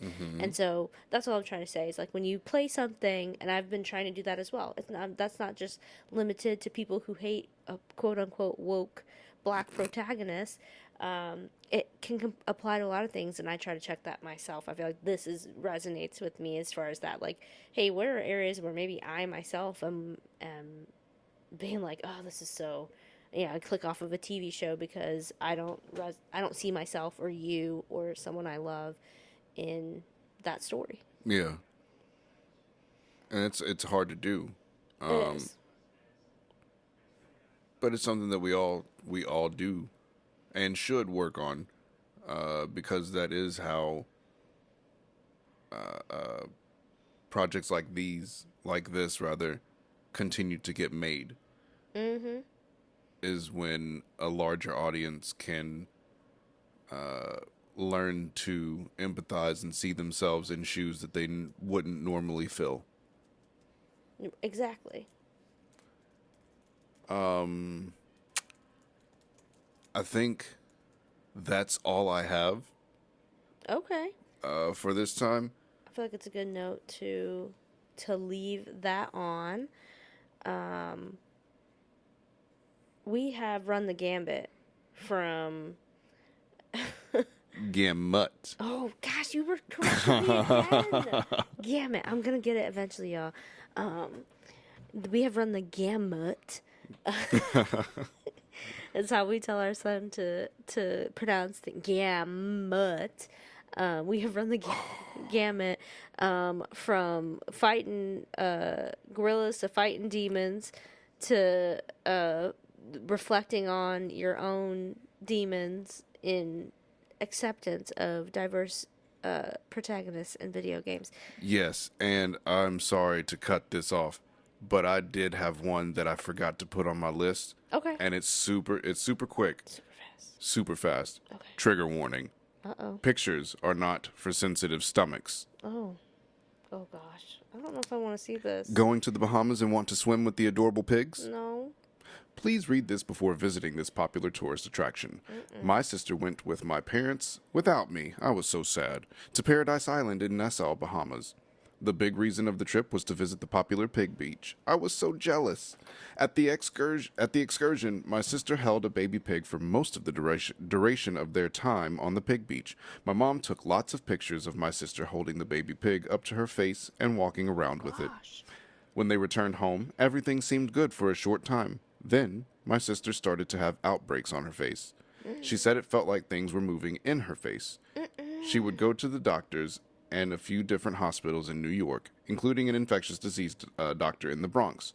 No one would take her seriously because she really started to look like someone drugged up from crack. Whatever this was would give her headaches, make her sweat. She started feeling things moving all over the inside of her body. As the years went on, went on, it got worse. My sister couldn't open her mouth to eat solid food anymore. The pain in her gums was terrible. When she did eat, she felt like things were running to the food in her throat for her first bite, making her feel a closing sensation. Before her mouth got really bad, she could eat all the time and never feel full. A few weeks ago, my sister told my mom she was afraid she was going to die. My mom confided in a coworker. They told her of a medicine in Mexico for parasites and to try it, so my mom got it for her, and my sister didn't read the directions. She took the entire box, which caused them to start coming out of everywhere. My sister took a sample to her doctor, who sent it off. Finally, we know what it is. My sister has Ascaris suum, caused from the pig beach. But it's not over. The infectious disease doctor will not take the results from her doctor. They are making her collect her stool for 3 days, and the doctor that got the results sent a prescription, but it's over $3,000. We have no idea what her recovery will be like. It's just crazy that it's taken over 6 years to confirm what it is and for her to get help. The pictures of her face are graphic, and imagine being a woman in your early 30s and just accepting that you will have holes in your face because no one will help you or take you seriously. Caleb, don't. I don't know if I can look at this. You don't have to look. I cried when we got the lab work back. It's been so hard watching her suffer for so long. Please help us bring awareness to this. I am sure she's not the only one that has brought home worms from the Pig Island. Please be kind in your comments. This has been a horrible road. We only want to bring awareness. You don't have to. Is it gonna trigger my trypophobia? Yeah, it would. Is it that picture that I showed you, or that I told you about? No, these look more like blisters than anything. But like, I don't know if I want to see this. No, you don't want to see it. There's a picture that my mother, you know this, but there's a picture that my mother showed me when I was a young girl. We wash things here in our home before we wear them, before we put them on our bodies, before these pillow cases got put on pillows that I'm gonna put my body or my child's body up against. They got washed. These clothes, underwear especially, and it came from, and I don't even know if it's true, this was early internet, so it could have just been, what we would easily recognize now as something that is a story that's made up because you can't find the police story or the news outlet story about it. But still, stuff like that happens, and it's a picture that haunts me to this day. I could see it vividly to this day, about a woman who bought underwear from the grocery store, and tell me if you've heard this story, if your aunties told you the story, your mama told you the story, who bought underwear from the store, and she wore them straight out of the pack to the store, and Gross. It had like some kind of parasites, eggs in the camera just turned off. Well, finish the story. It had some kind of, well, no. What I mean, we're at it had some kind of parasite in the lining of the underwear, and so it basically made its home in her breast tissue and laid its eggs there, and essentially then she had all these holes coming out of that area, and the babies were like hatching and using that incredibly fatty tissue to live on, and she didn't know until it was too late, and she had these like kind of blisters at first, and then it became full-on holes, and ended up having to have reconstructive surgery, and it literally, our camera just died, so you cannot see me, but it makes my skin crawl to this day. So I don't know if this is one of those pictures that he's talking about that would,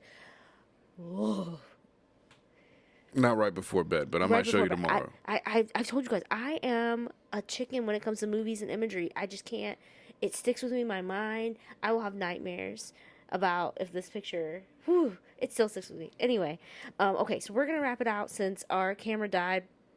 But do you have a quote of the week? No, I'm slacking. Okay. So my quote is, let's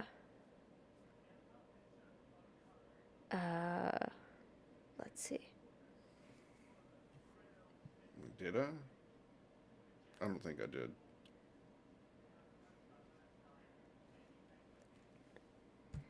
Okay, so this one lives on Black Twitter. It is unknown because it's been reposted so many times who actually owns this one. So for me, just based on my stories and the stories we talked about this week, even I feel like this applies to your video game story and about not necessarily your review, but about the initial input of it. So if you don't like what's in the mirror, don't blame the mirror.